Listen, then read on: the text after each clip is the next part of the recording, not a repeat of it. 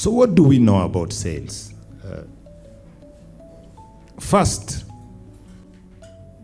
it's about the entire process, identify, engaging, and providing value to the client. So what solutions do we provide as companies? What are the needs of the customer? Sales allows us to do that, to let the person have the product in the hand, like this mic which I'm holding. That's sales, to bring this mic into my hands. So sales is that. And what I really want to re-emphasize is that it's a strategic heartbeat of the organization. And we should treat it as such. Without sales, no other department can function. But that's not what we do in our everyday work. It's impossible for any other department to function if sales is not working. So what should bother us the most, put us under a lot of pressure, should be sales. It's the KPI that we almost have to monitor on an hourly basis. We need to pay attention that much to it. And then we need to work with it at a strategic point as the market develops. What is our level of market understanding, for instance?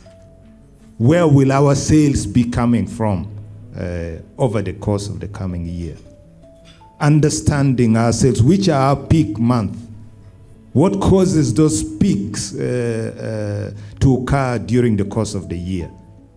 Is it possible for us to create new peaks? Yeah, you know, we sometimes just accept that those are the peaks. But it could also be possible to create your own. You don't simply have to follow cycles that have already been preset. And sales works anywhere, including in a member-based organization like mine. I know when I do certain targeted things, suddenly the number of people paying my subscription changes. You trigger it. So I create my peak anytime I want also. So sales is like that, a strategic element of our business. I wanted to say this. Salespeople cannot function without trust. Trust in the product that we sell. That the product actually represents what we say it is. So product quality is critical for a salesperson. It's not a salesperson is not that type you find down in Chikubu who can lie around because tomorrow new people will come and they will not even remember this is the guy who lied to us last time, sold a fake thing very expensively. That's not sales. That's maybe being a bit of a con man. Sales is ensuring that what you're telling your client, what you're telling your customer is actually true.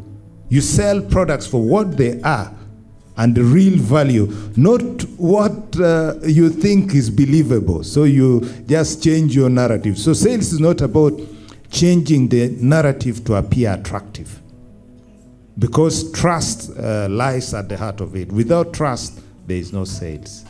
One of sales can only take you so far, but the real deal is in repeat sales. That the customer who bought yesterday comes back today, comes back the other day. That's how your sales revenue will continue to grow. That when you speak, you're actually speaking the truth. And then the process. Thinking through the process. How does, I'll speak a little more about the customer journey. How does the journey look like in our case? What are we offering? What are we trying to excel in? And then a clearly defined customer journey. You can have many products, but you can choose also what will be your flagship product. You know, sometimes we want to excel with every product, isn't it? There are spaces when you see that sales in this area, we cannot grow it much. Maybe we need to focus on this. So setting your priority, your systems, your processes right. Value versus price. There is a very good sales wisdom that customers don't buy products. They buy solutions to their challenges. They don't buy products. Otherwise, everyone would wake up and go and buy anything, isn't it? They're just buying solutions to their challenges. So make the work of the salesperson easy by listening to them, hearing the feedback from the customer and redesigning it. I've seen even big brands bringing products that in the past they wouldn't. Even on simple things like oils, I use Shell a lot. I used to buy some oil, it was 32. I realized they brought one which is now just about 15. So you look at the customer and what they want. Not what you want, but what does the customer want? So sales dictates the future as well. Next slide, please. Benefits of sales. You need no convincing here, isn't it? Primary revenue generation. You cannot do without that. Without sales, there is no revenue. Customer acquisition and market share. Market intelligence. I spoke already briefly about this. And the feedback loop, hearing from your customers. What are they saying? What are they complaining about? What are they happy about? So that we can do more of it. The element of brand and relationship equity. I spoke about trust. It's also an issue of relation equity. But then, of course, more importantly, increased valuation and investor confidence. People will put in more money when things are selling, isn't it? So when things are selling, we invest more. We put more money into it. I want to explain three main things. Why sales is different from marketing. Because in our everyday use, we are always saying sales and marketing, isn't it? And sometimes in the process, the marketing guys are the ones who are seen to be strategic, serious, and all those kind of stuff. And then the little unit in the corner is the sales team.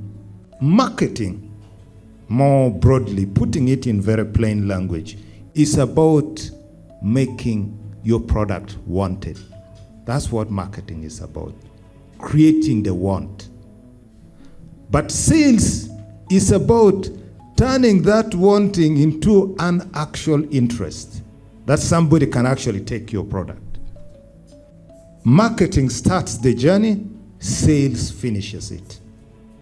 Marketing creates the interest, sales converts that interest into actually buying the product.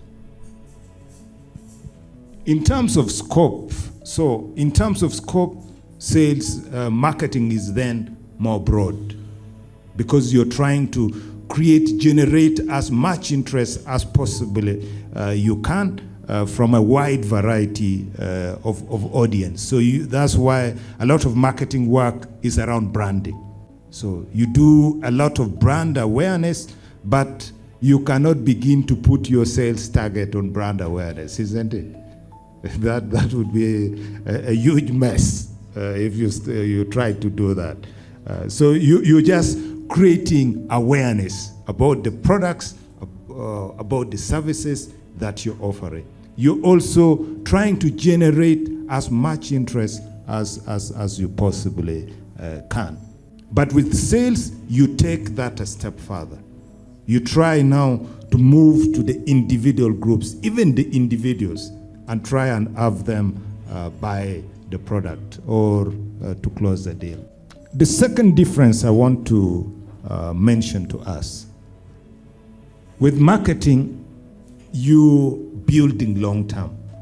Just imagine trying to make your brand respected in a month. That would be a huge task. Yeah. Because there are many things involved to try and have a brand well respected and well known. So it's more long term, and you can have a huge budget to do that. But sales is more short term and results oriented. You cannot talk about sales when nobody has bought a product. That is not sales. But you can happily talk about a successful market campaign without anybody buying anything. Because you hear even the children singing about the brand, then you know the marketing has worked. The awareness has been created. People know about you a lot more. But you need sales to finish that up. Next slide, please. The approach. It also differs in terms of approach. While on the marketing side, we are trying to pull people towards us, to respect our brands, to utilize our products. On the side of sales, we are pushing them to actually buy it. Not just say, I like MTN. We want them to move away from, I like MTN, I like Omo, I like this, to actually using the product. So that's the difference. The other is pulling people towards us. Sales is pushing the product to them so that they can take it up. I want to talk about sales and the key pillars as far as I'm concerned. Different frameworks, but this is my firm belief also that sales could be approached this way. It starts with the recognition, and I hope I've persuaded you enough to remove them from that corner in the back side with the trucks, to have them nearer to you from a strategic point. So recognizing that they're actually important. Secondly, to do a bit of audit and planning. And then once you have done that audit and planning, to look at the process itself. How is it working now? What could we do differently? And then lastly, I'll speak about the 5-component framework. I'll repeat this message because it's important. One of the things that when I spoke with Moses, I came here as an advocate for the salespeople. So I'll repeat this message again.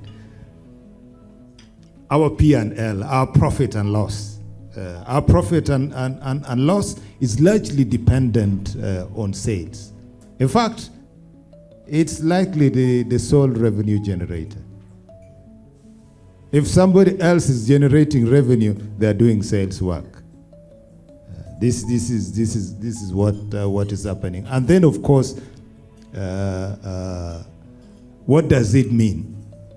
The finance guys whom you like more, they manage what sales brings in, the money that the salespeople bring in.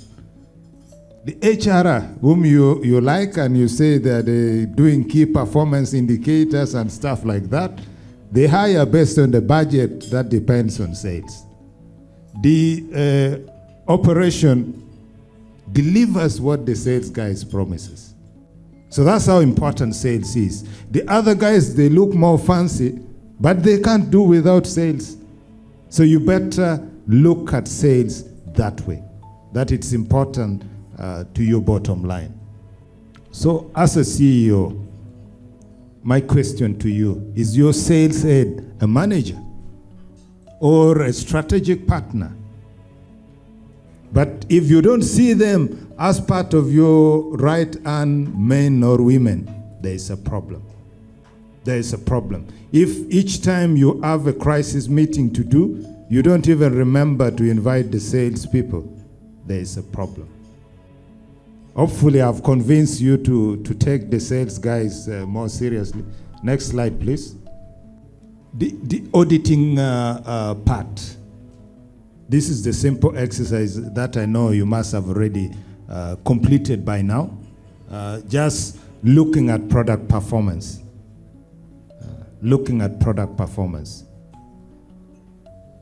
And then also determining what you want. Sales is also about that.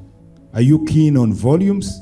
Raising as high the volumes as possible so that the revenue can be big?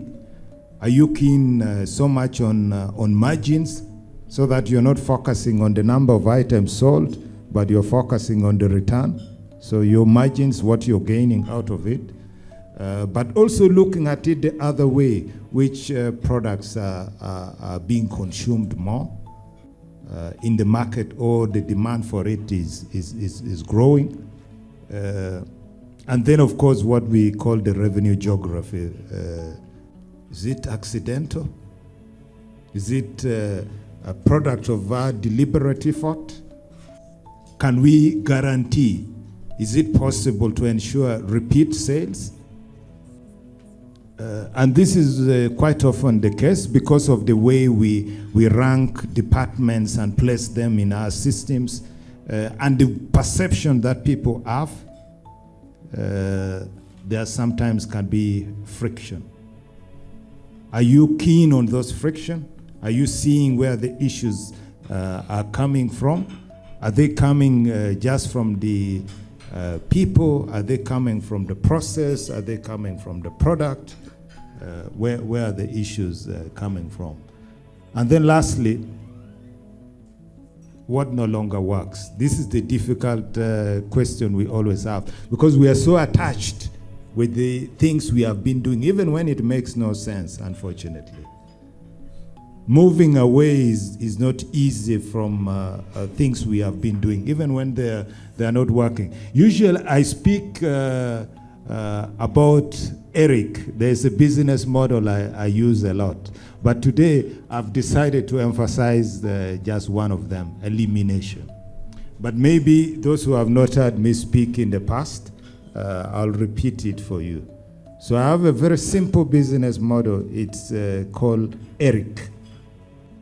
If you have a problem within your workplace, it doesn't matter what problem it is. You simply ask the guy called Eric. What is Eric? E stands for what I've put here, eliminate. Within your sales or within the broader organization, what are the things that you need to eliminate?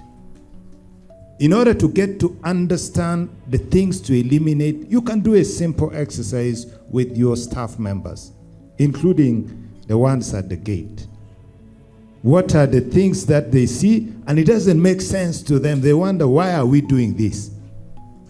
But because he's a gate man, he cannot come and ask. They might be seeing lights all over the place, but there's also sunshine. And they wonder that these people, their lights are always on like this.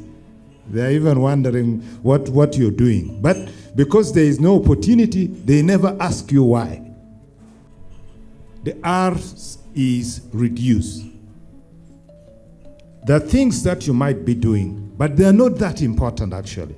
But maybe you're overdoing it. So what can you reduce? What can you reduce?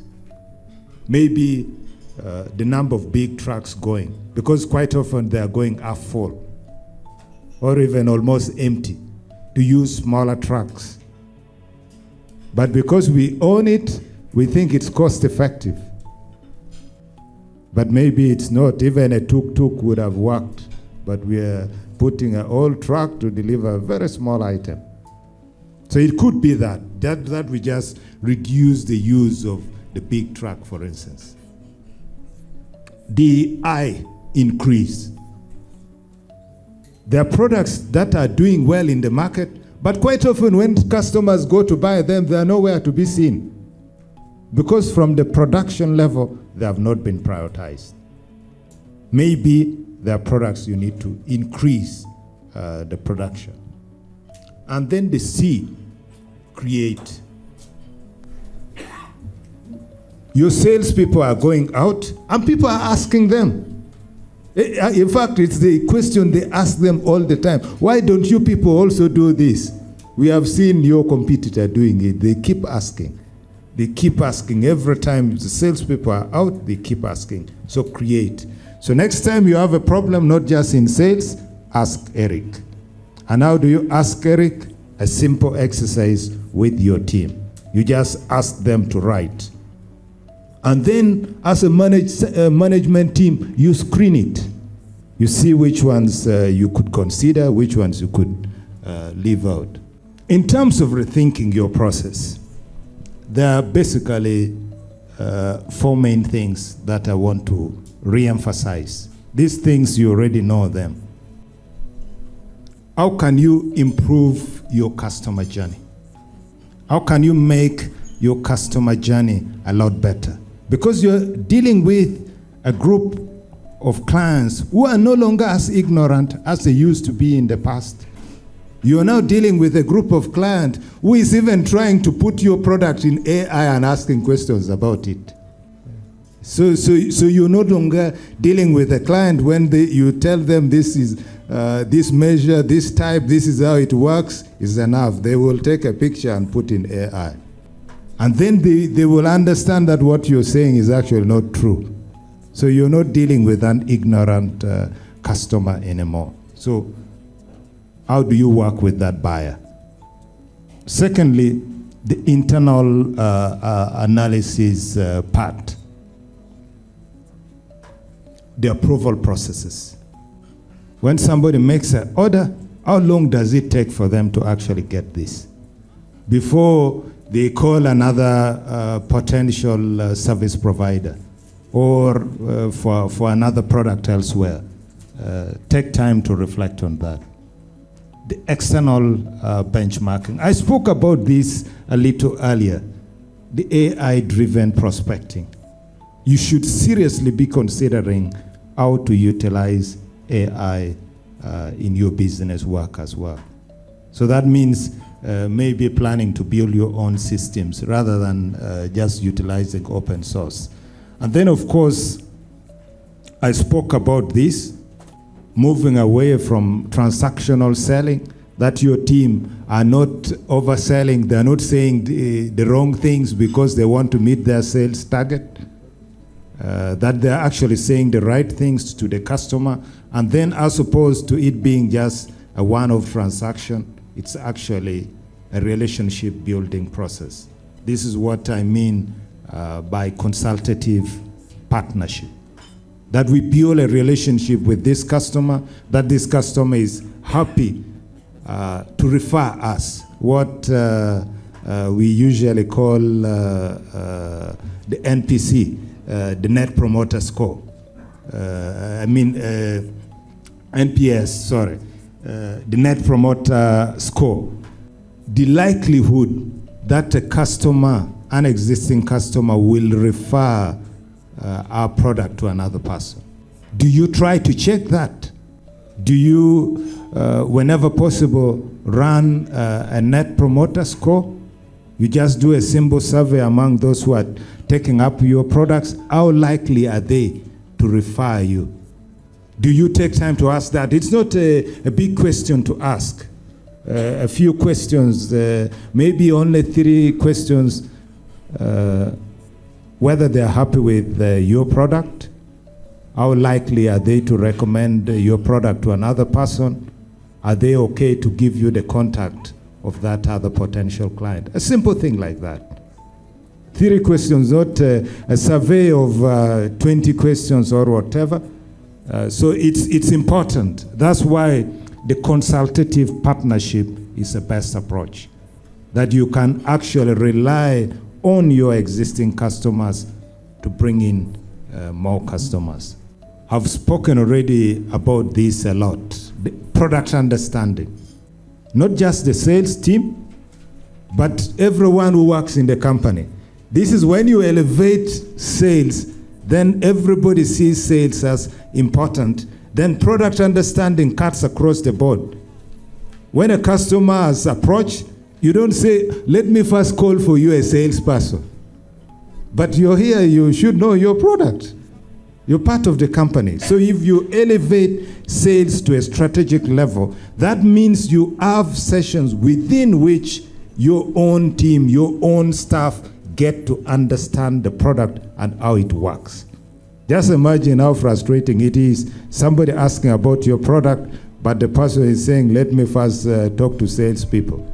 Somebody is asking about when can it be delivered, you're saying, I'm not sure. But you work there. And that is where your salary is coming from. But you have no clue what it is. So elevate sales, that it's everybody's responsibility and it's dignified. not put in the back corner. The market segmentation aspect. What does your ideal customer look like? So your ideal customer profile. How does your ideal customer look like? What methods are we going to use? It depends on your product. You might go online and not get sales because people who are buying your products are actually not online. You know, some of these days we assume everybody is online. That's also not true. It depends on your target market. Not everybody is online. And you might have realized it during this election. Some politicians learned it the hard way. They thought they had support from the ex-generals, but only to realize there are very few ex-generals who are voting. The guy who is just going to his garden and has not checked X is actually a voter also. He doesn't even know what X means. So your acquisition method tailored to your product is extremely important. How does your customer journey look like? What I'm calling the sales journey.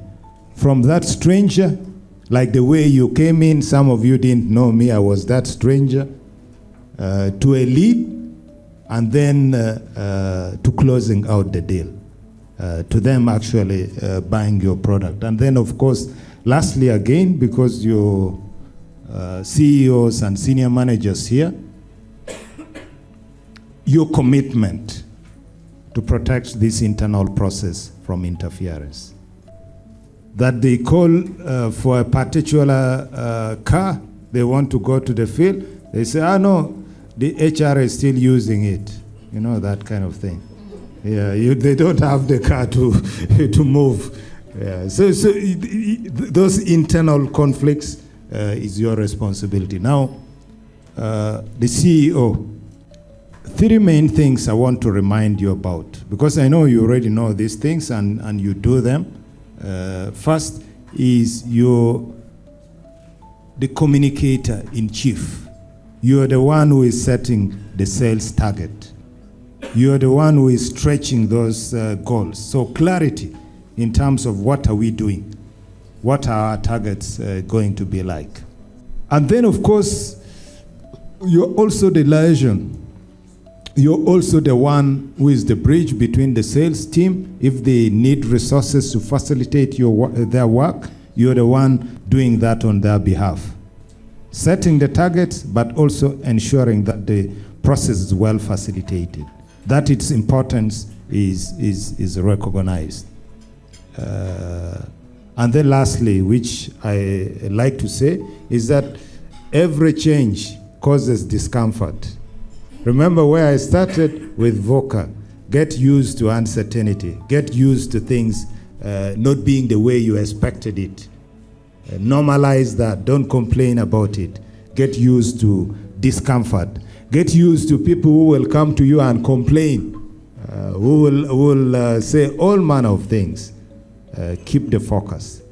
What could you do tomorrow or on Monday? A few things I want to suggest. Just 3 things.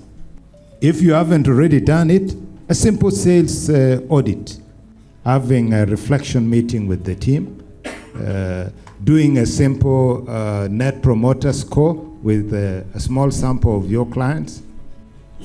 Secondly, the sales framework itself, and I will speak a bit later about the sales framework. Thirdly, the culture. Elevating sales so that everybody sees why they need to support sales, why they need to attend to that customer who has just walked in, not passing like it doesn't concern you, because I'm in the HR department. Oh no, the salespeople will talk to them. They just walk past them and continue as if they don't matter. Yeah, so building that culture is important, that the customer is actually valued, that people drop what they are doing to attend to a customer. They feel the importance of the customer. Continue. So that that's basically it from my side, so that we can move with the rest of the program.